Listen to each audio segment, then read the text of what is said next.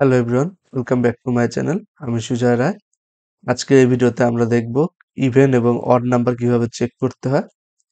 So এই ভিডিওটা দেখার পূর্বে সবার আগে আপনারা পূর্বের ভিডিওটা দেখে নেবেন। আমি অলওয়েজ সিরিয়াল মেনটেন করে ভিডিওগুলো বানাই, সেই জন্য পূর্বের ভিডিও দেখা থাকলে এই ভিডিওটা বুঝতে আপনাদের সুবিধা হবে। তো চলুন শুরু করা যাক। Even number or odd number logic.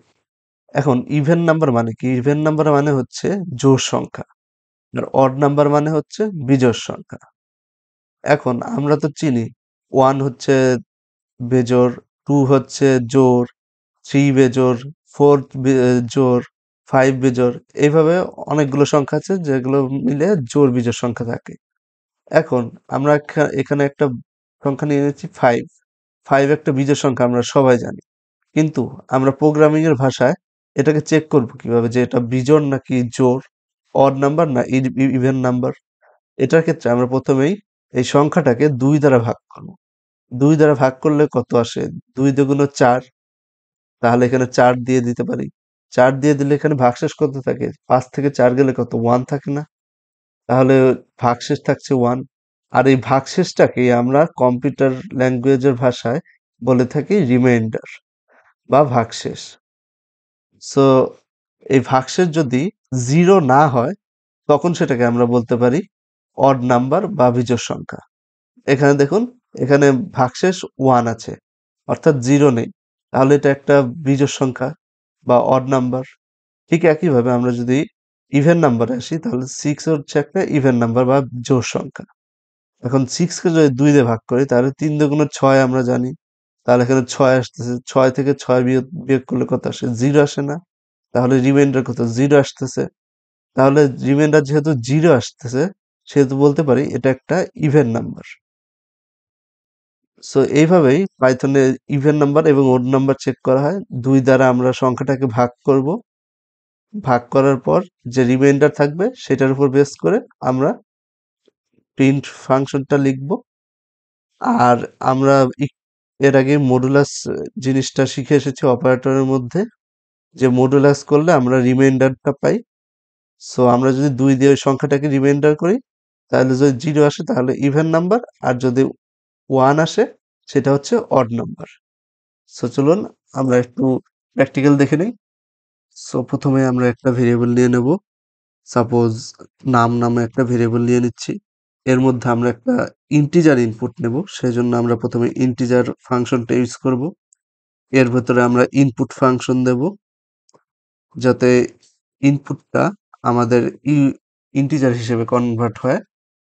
এরপর ইনপুটের মধ্যে আমরা লিখে দিতে পারি এন্টার এ পজিটিভ নাম্বার,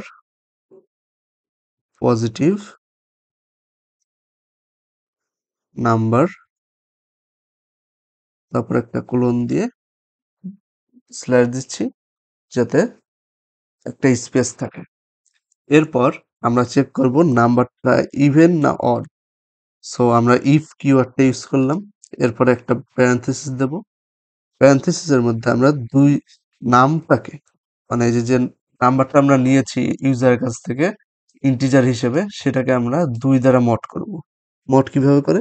এই যে মডুলাস সাইন দেব, দেন 2 দেব, ইকুয়ালস টু যদি 0 দেই, অর্থাৎ 2 দিয়ে সংখ্যাটাকে মড করার পর যদি রিমাইন্ডার 0 আসে, তাহলে আমরা লিখতে পারি print even number, even number. এখন যদি এটা না হয়, অর্থাৎ ইফ এর কন্ডিশনটা যদি ফলস হয়ে যায়, তখন আমরা এলসে চলে যেতে পারি। এলসে গিয়ে আমরা লিখতে পারি যে print odd number, odd number. So এখন আমরা যদি এটাকে রান করি, তাহলে আমরা একটা নাম্বার দেবো। সাপোজ 5 দিচ্ছি, এটা একটা অড নাম্বার। সো আমাদের ওকে অড প্রিন্ট করে দেবে। ইয়েস, অড নাম্বার প্রিন্ট করে দেখাচ্ছে। এখন যদি আবার রান করি, তাহলে আমরা 6 দিচ্ছি, এটা একটা পজিটিভ ইভেন নাম্বার, সেজন্য এটা আমাদেরকে ইভেন নাম্বার দেখাবে। ইভেন নাম্বারই দেখাচ্ছে। সো এখানে কি হচ্ছে, আমরা প্রথমে নাম ভেরিয়েবল নিয়ে নিচ্ছি, তার মধ্যে ইউজার কাছ থেকে একটা ইনপুট নিচ্ছে, কি টাইপের ইনপুট, ইন্টিজার টাইপের ইনপুট নিচ্ছি আমরা। এখন এই ইন্টিজার টাইপের ইনপুটটাকে আমরা চেক করছি 2 দিয়ে মড করে, যে মড করার পর 0 আসতেছে কিনা, রিমাইন্ডার 0 আসতেছে কিনা। যদি 0 আসে তাহলে ইভেন নাম্বার, আর যদি 0 না আসে তাহলে অড নাম্বার। এখানে আমরা এটার উল্টো কেসটাও করতে পারতাম, যেটা প্রথমেই অড নাম্বার কিনা সেটা চেক করে নিতাম। এখানে নট ইকুয়ালস টু দিলে, নট ইকুয়ালস টু 0 দিলে এটা আসতো 1, তাহলে আমরা এখানে লিখতে পারতাম অড নাম্বার, অড নাম্বার, আর এখানে লিখতে পারতাম ইভেন নাম্বার।